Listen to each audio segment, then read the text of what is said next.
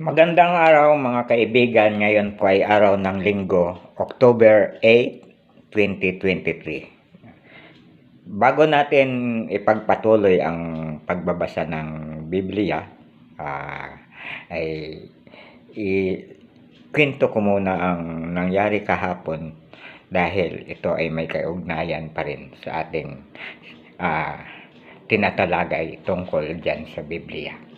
Kahapon po ay ang mga Hamas militant group.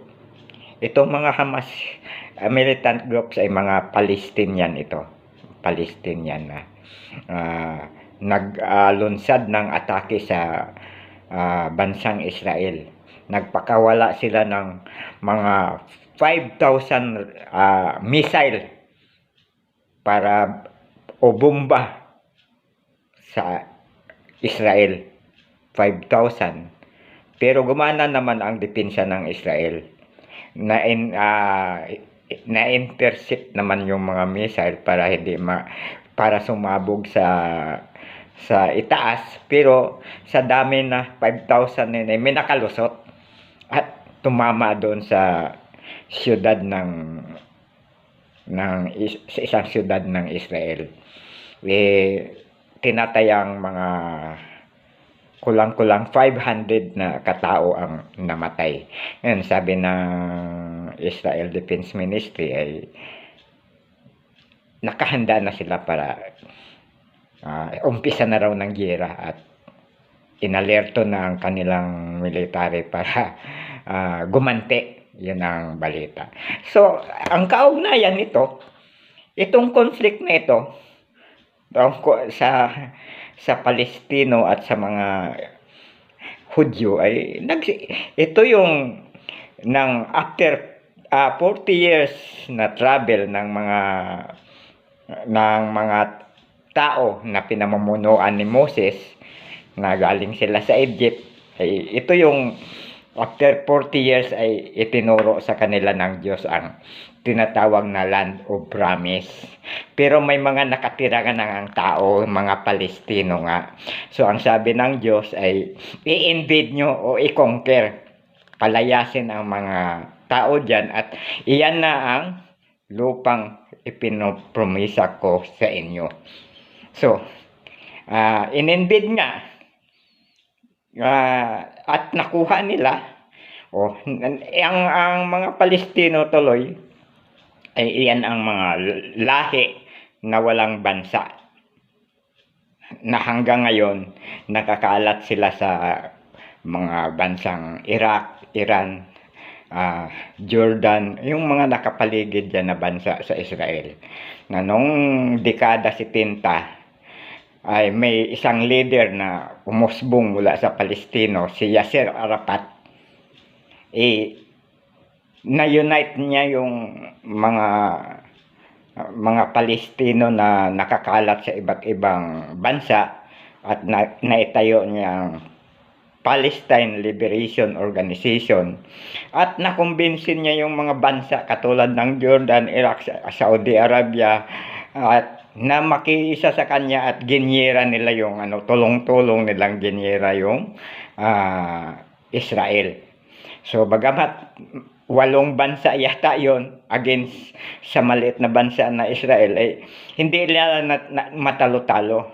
At dahil doon ay sila pa ang nasasakop. So ang ginawa nila ay nag-oil embargo. Kasi kaya nila hindi makaya-kaya yung Israel dahil mga modernong kasangkapan na sinusupply ng US. Tumutulong ang US sa Israel. Bakit? Kasi ang Amerika o ang US ay dinodominate ng mga American Jew. Mga kamag-anak, American Jew. Kasi ang Jew nga ang chosen people. Ang kanilang mga pinag-umpisang lolo ay mga anghel na galing sa kalangitan. Ayun, yan yun. So, royal blood ang mga chosen people nga eh. Kaya lang, winasak nga sila doon. Doon sila sa pinakamodernong city nung araw na nung panahon nila na Sodom at Gomorrah at gumagawa nga sila ng tore ni Babel na makakarating doon sa kalangitan kung saan nakatira ang Diyos. Eh ayaw nga ng Diyos, sabi mga masasama yon. Kaya winasak sila. Pero may nabuhay.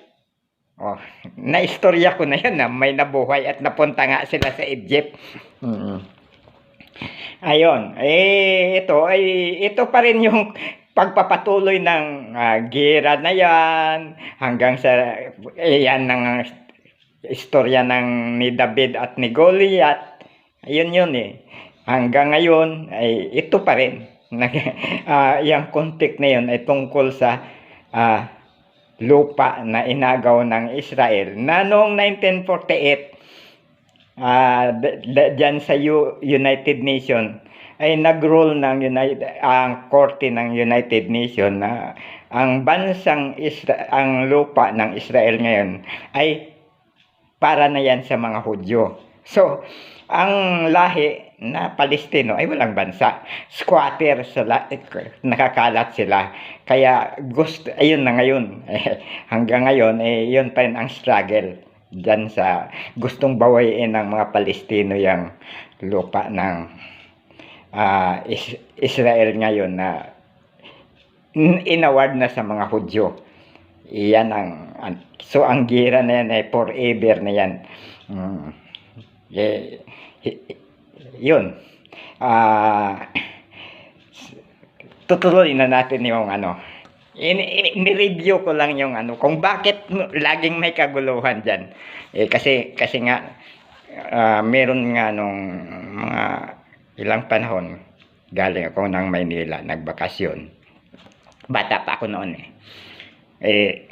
pag uwi ko ng Maynila, may nakasabay ako yung bang turista na maraming backpack, nakatsinilas lang, lakad ng lakad. Mga Hudyo pala yun. Sabi sa akin, nagpintuhan kami. Mga bata pa yan Pair by pair yan sila babae at lalaki kapag mga galing sila, mga Hudyo na pagkatapos nila, pag nasa edad na sila kasi magsiserve sila ng 2 years pala sa military. Ngayon, pagkatapos ng 2 years na yun, na lang, training lang yun. Parang kumbaga rito sa atin ay ROTC, parang ganun. May sahod yun. Yung sahod na yun, binibigay yung 2 years nilang pag-train sa military, 2 years.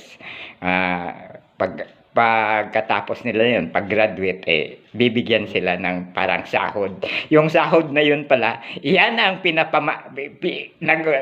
ginagastos nila kung saan-saan. Kung around the world sila magpunta, nagtuturista sila. Kasi bawat Israeli, bawat Jew, iyan ang pangarap, makapag-travel abroad. Kaya wandering Jew nga di ba? Iyan ang, sabi ko bakit hindi nila yun na lang inipon yung pera for the future? Wala sa kanila yun. Kasi bahala na raw ang government sa future. Wala yun. Hindi ba katulad natin nag-iipon para sa ating mga ipamana kung ganun. Isa lang hindi. Ang unang pangarap nila makapag-travel abroad. Kung saan-saang bansa makapunta. Yun. Pag napunta na lang, kaya nga ang kanilang budget, kaya nga naka-backpack, sasakayan sa mga jeep, hindi yung katulad ng mga mayayaman na turista na mga kotse, may mga helicopter pa. Magtatyaga yan ng may daladalang mapa, puro bargain ang yung mga mura-mura na mga restaurant, toro-toro lang, ganun. Yun, lakad ng lakad, yung backpack nilang lalaki, may nakabitin na mga tsinelas, mga sapatos, ganon. Yun.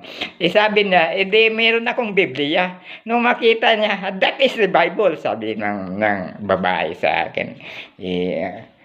galit, alam mo yun, inistorya na that is yung may mapa kasi doon sa Biblia.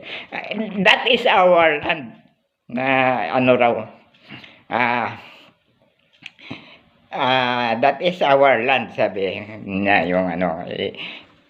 May sumagot na isa ring ano, siguro, hindi, inagaw nyo lang yun eh. Sabi ganyan. Ayun, nagdiskusyon na sila. Nagdiskusyon na sila. So, ayan yan. Continue na natin ang Biblia. Magbabasa tayo dito.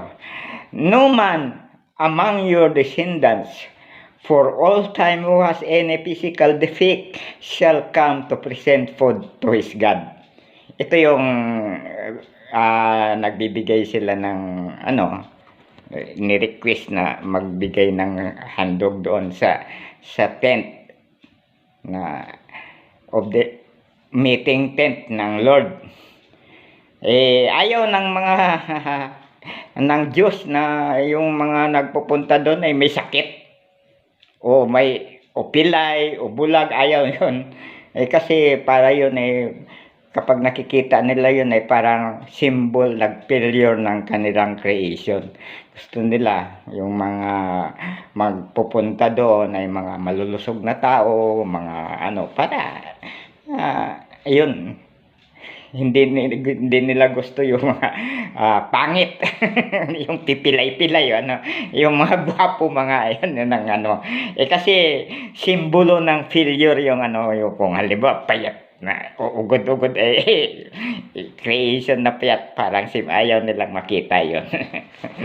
Yun ang ibig sabihin noon. So ang mga gwapo lang, mga healthy people pupunta doon na magdadala ng mga pagkain. Iyon ang nakalagay sa Leviticus 21:17. Ngayon naman, and the manna looked like coriander seed, the color of gum raisin. The taste of it was at the taste of fresh oil. Yun yung manna.